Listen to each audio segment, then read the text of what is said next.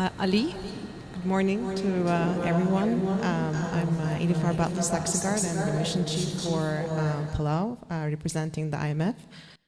It's a pleasure to be here in person, and I'd like to also extend our hello to the Vice President, Minister Dewey, and all the other ministers, cabinet members, honorable governors, and members of the diplomatic corps, and everyone, the representatives of government and development partners for Palau. It's an honor to be here together with you and to be here in person for the first time since the pandemic.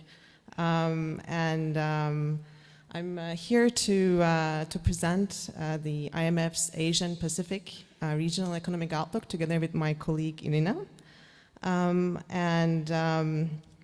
like to sort of first start off with the broader regional developments and outlook, and my colleague Irina will give more the outlook for Pacific Island countries.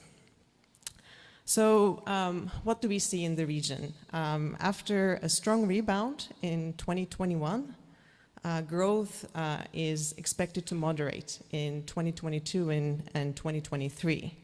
And that's mainly underpinned by a highly uncertain global economic environment. Inflation has increased substantially globally and also in the Asia-Pacific region. Global financial conditions are tightening, with the US Fed increasing its policy rate. The war in Ukraine is posed a lot of challenges, both fueling global inflation, but also increasing uncertainty in global trade. Geopolitical tensions have increased and are also posing a drag on global growth. And also Asia being integrated with the rest of the world through trade linkages is also posing a headwind.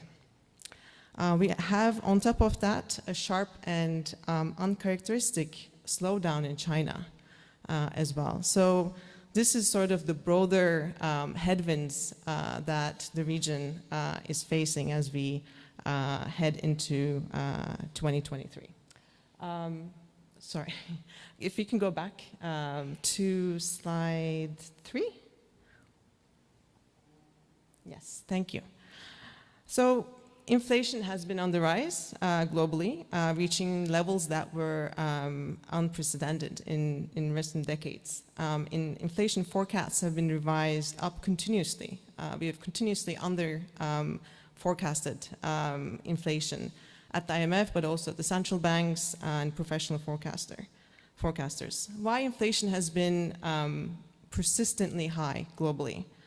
Reasons underlying this include the confluence of supply shocks related to the pandemic, also exacerbated by the war in Ukraine, pent-up demand for goods and services, and higher commodity prices, in particular oil, as economic activity and energy demand recovered.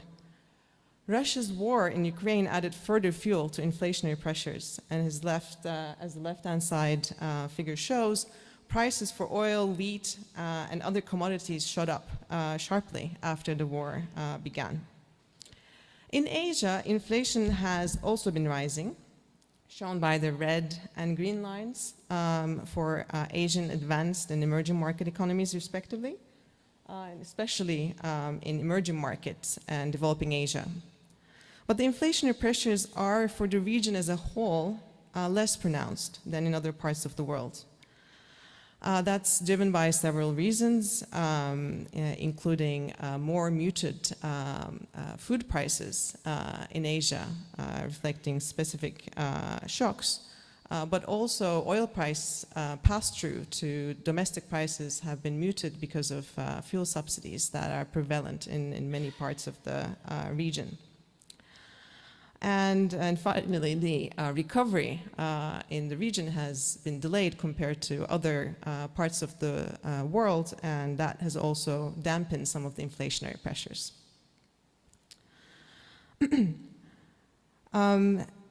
But even though inflation in Asia has been less pronounced, it's also important to highlight the differences within the region. For example, in Japan and China, inflation has been relatively muted, while in many emerging markets, inflation started deviating significantly from targets. The second, next slide, please. The second key theme is the monetary tightening and the tightening monetary financial conditions and pressures on exchange rates. So countries in the Asian Pacific region also started seeing capital outflows and mounting exchange rate pressures, in particular vis-a-vis the US dollar, as the Federal Reserve began to tighten monetary policy to restore price stability in the US. So this combination of inflationary pressure and monetary tightening in the US and the euro area made it increasingly difficult to maintain an accommodative monetary environment in much of Asia. And many central banks in the region have been hiking rates to tame inflation and reduce interest rate differentials with the US. These policy shifts have in turn created tighter financial conditions domestically, the macroeconomic effects of which have been amplified by weaker external demand. So as a result, you can see on the rightmost side here, we successively revised down our projected growth for 2022 in April, July, and again in the October via rounds. Next, please. Next slide. An important headwind for the region is the fast and uncharacteristic China slowdown. We have marked down China's growth down in successive via rounds, as you can see on the left-hand side, revisions to China's growth. For the latest via round, we marked down growth in 2022 to 3.2%, which is the lowest level, the second lowest level since 1977. So this is a very serious slowdown in China. And this reflects the impact of the zero-COVID lockdowns on mobility and, of course, the crisis in the real estate sector. But the slowdown is becoming more broad-based. And the slowdown in China, of course, has significant spillover effects for the region through trade and financial links. The right-hand side figure shows estimated spillovers through different sources of slowdown in China on the rest of the region. Slowdowns that are driven by supply-side factors tend to have the highest impact, or one of the highest impact. But you also see that slowdowns driven by slowdown in consumption and also, I can't see the slide, but so the slowdown in both demand and real estate sector and demand factors lead to large spillovers.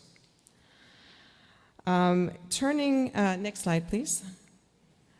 So turning to a summary of our outlook for the global economy and the region, we expect global economy to grow at 3.2% in 2022 and 2.7% in 2023. These are 0.4% and 0.9% lower than anticipated in April.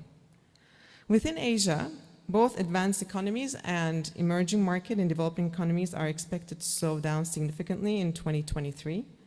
These are led by large downward revisions in China, Japan, and India. Pacific Islands appear to stand out in contrast with a small upward revision for both 2022 and 2023. But it's important to note that this is a weighted average, and two largest economies in the region have outsized weights in the total. Fiji, which has seen a very fast revival of tourism in 2022, and PNG, a commodity exporter that has benefited from the global increase in commodity prices. With that, I hand over to my colleague Irina, who will talk more about the Pacific Islands outlook. Thank you.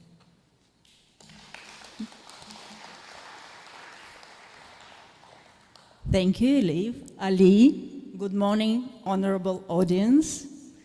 let me continue with the Pacific Islands outlook, and I'll start with some recent developments and then turn to a little bit of regional policy recommendations. So, next slide, please. We are observing a nascent recovery in the Pacific Islands region, supported by borders reopening after over 2 years of the pandemic-related isolation. As you can see from the left-hand chart, which has slightly different numbers for those of you who are still well awake and noticed the numbers on the left slide. So this slide is using all country equal kind of averages, not outsizing Fiji and the other partner. So we are projecting growth in the Pacific Islands region now at 0.8% for 2022, followed by 4.2% in 2023. You would also note that the recovery in the Pacific Islands is lagging the rest of the Asia-Pacific region, and which already started to recover back in 2021, and is supposed to accelerate when everybody else is somewhat slowing down. Note that we call such a recovery an off-cycle recovery. So why is that? Well, the middle chart is reminding us something that I think is pretty obvious, right? This is due to a slower border reopening that we would have hoped for, which, as Vice President explained to us this morning, has been doing a lot of damage. And we acknowledge that part, right? Are there risks from an off-cycle recovery when you expect it to boom when everybody else is slowing down? There may be, okay? But we are very hopeful about the reopening, and you could see that in Palau, the full reopening of the borders coincided with the majority of the region, so except for Fiji, that could reopen early and reap all the benefits of the tourist arrivals as they did when everybody else was closed, all but Tuvalu at the time of the publication of our IMF documents in October this year, all but Tuvalu were fully reopened. Okay, let's now turn to the next slide and talk about growth and inflation. The left-hand chart is illustrating something which may be a little difficult to read, so let me walk you through that. It's a divergent recovery. You've seen the averages. The averages are masking a lot of movements. What are they? Please note that the dark green bars there are the IMF growth projections for the Pacific Island countries back in January 2022, so before the Ukraine war. The red diamonds are the ones that are our current projections as published in October 2022, and then the other bars are just the difference. Do you see Palau?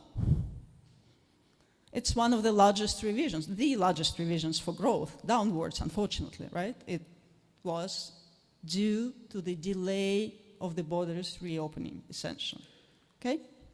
So you can see that the projected growth rates are ranging from over 12% for 2022 for Fiji, all the way down to -5% for Samoa. And you can see that these growth revisions have been mostly negative. Meanwhile, we've had positive revisions, except not to the right indicator. If you look at the right chart, you can see that in a similar manner, comparing our own forecasts, we've revised inflation rates up for all countries, which is highly representative of the adverse impact of higher international commodity prices such as food, fuel, metals, etc. Okay, so maybe turn to the next one, please. Thank you. These higher commodity prices are also feeding through new pressures, first and utmost to the external accounts. Okay? The left-hand chart, that may be a little difficult to read because there are like a couple of lines, so is talking about the goods and services, so trade balance on goods and services, and illustrates this revision. You notice that this revision is pretty sizable. So the trade balances on average are projected to worsen by extra 10 percentage points of GDP, which is a huge number. So naturally, it is likely to create some pressures on international reserves. And these projected reserves coverage, which is the right-hand chart here, is expected to show some mild decline in 2022, so nothing we are yet too worried about. However, this is because the starting position was pretty solid in the region, and the reserves remain adequate for most countries. But we note that a prolonged deterioration of current account could be a cause of concern and might require policy adjustments in some countries. Next one, please. Okay, so we said inflation is a problem. How are the countries in the region responding to inflation? We think that a prolonged war in Ukraine could continue putting pressures on inflation, and we note that some of this pressure is being mitigated, or at least so far, some but not all. Based on the survey that we did to the desks that are in charge of each of the Pacific Island countries, we found out that 80% of the Pacific Island countries had in place some sort of administered energy or fuel prices, which may be mitigating the oil price shock in the short term, but as a trade-off of costing money to the budget and creating more fiscal pressures. So if the price rises globally were to continue and the inflation acceleration pressures were to remain present, that would be a problem. And on the right-hand side, this like many shades of blue chart is just illustrating for each country what kind of measures are in place to mitigate the high cost to the end consumer. Okay, and you could notice that some countries have it all, while for Palau we only counted the existing lifeline and the projected minimum wage salary increase for the public servants. Let's move to the next slide, please. So it's time to talk a little bit about the policy recommendations that the IMF has for the region as a whole. We are not being specific here. And the next slide. We think that while the recovery has now started, it's quite fragile yet. It's nascent. So the policies should be protecting this nascent recovery. And speaking about the region, I have to talk about the COVID part. It may not be over yet, and some countries like Palau were the champions of the vaccination early on, but some others in the regions are may be still lagging behind. So we recommend keeping a close eye on the health conditions and reinforcing vaccination campaigns, and in hope that good campaigns accelerate the tourism recovery. You also would note that except for Fiji, the other countries in the regions have not yet seen tourism recovery to the tune of other comparable tourist destinations, so we are yet to see the recovery in full swing.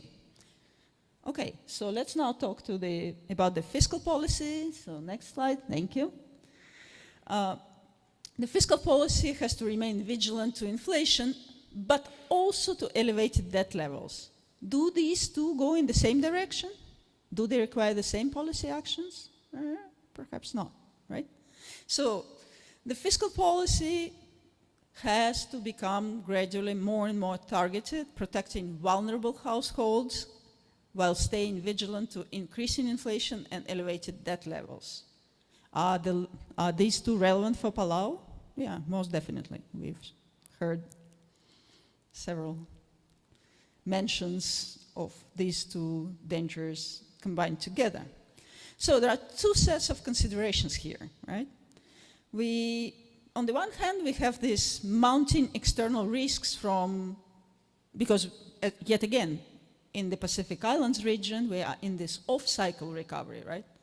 We want the recovery to happen in full swing, but we notice that the rest of Asia, as Elif has explained, is slowing down, okay? So there are extreme external dangers from this global slowdown, global monetary tightening, onto this baby nascent recovery in 2022. And we also know that there are limited options to recur to other types of policies other than fiscal policy. So naturally, we expect that in the short term, fiscal policy must remain supportive of the recovery. On the other hand, we have a number of factors which are pushing towards fiscal consolidation, something that Palau is about to start, right, on the various fronts. And notably, it's that build-up, which happened very, very quickly due to COVID-related lockdowns, which led to prolonged and large fiscal deficits. And we really need to be watchful for fiscal sustainability over the long run. Now, how could it be achieved, and what are the risks there? During COVID, the Pacific Island economies were fortunate to see an increased donor support. This is the right-hand chart, okay? But so far, to the best of our knowledge, this donor support is supposed to be waning off, removing a very important source of finance from the region. So that leads us to a quite difficult trade-off on the policy front.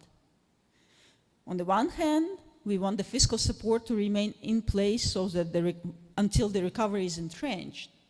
On the other hand, the middle chart is showing that if nothing is done, debt ratios will go out of control in the next few years. What to do? Well, the intuitive part is to continue fiscal policy support in the short term, but make extra sure that it remains or becomes even more targeted, time-bound, and flexible. Okay, so let's move to the next slide. Thank you. How do we go from policy support to fiscal consolidation? We have seen debt levels going out of control, and it's not a secret that Palau had a very sizable debt level increase. So we know that the fiscal consolidation has to happen, and it's becoming increasingly urgent because global tightening on the financial front is rapidly leading to increased cost of borrowing. Okay, one way is to go with more grant support and donor, like concessional and other favorable term support from the development partners. That's a great avenue. Another one is to do domestic revenue mobilization, and I believe we are scheduled to hear a lot on this front, as Palau is basically being a poster child for the policy recommendations that came as out of a recent publication by my colleagues in terms of revenue mobilization in the Pacific Islands. So this recent work of my colleagues, and that's the middle chart and the potential added fiscal revenue, is showing that on average, Pacific Island countries could have up to 3% more in GDP, 3% of GDP more in fiscal revenues, tapping into the potential that could mean quite solid progress towards their development goal. How would that be achieved? Well, through, as usual, improving tax administration and the efficiency and effectiveness of tax collections, and we know there is quite a bit of work being done on this front in Palau. Second recommendation from this paper, value-added tax, exactly the one which is entering into existence, I would say, on January 1st. So it's, you know, you're very timely. We barely even came with policy recommendations. You're already answering, which is, you know, that's leading the region. And third, improving or enacting personal and corporate income tax. Again, this is part of the tax reform, so we are looking forward to more details on that. Such efforts are very important, not only to address the scars from the past pandemic and this like 2.5, 3 years of difficulties and the boom-bust cycle that was mentioned before from the tourism front. Unfortunately, life doesn't stop there, throwing curveballs at us. If you look at the right-hand chart, you can see we just calculated, excluded the natural disaster events and just calculated the share of the time over the last 120 years, actually, so starting in 1900. What was the proportion of times when everything was good? Well, about 3/4, okay? What was the proportion of time over 120 years when there was some trouble? Well, the rest of it, right? And you could see the breakdown. So that means that there is a risk inherent in modern economies that something might come again at us, which means we need to start building buffers now. And I think it echoes what Honorable Vice Minister was calling for. So I will only go to one more slide. It's a publicity, the next one, please. It's a publicity to our publication which covers, from which these slides are drawn, so please check it out, Pacific Island Monitor. We publish it twice a year, coinciding with April and October publications of the rest of the IMF flagships. With that, I'll thank you for your kind attention. That's my last slide. It's wonderful to be here. We are happy to take any question you may have. Thank you.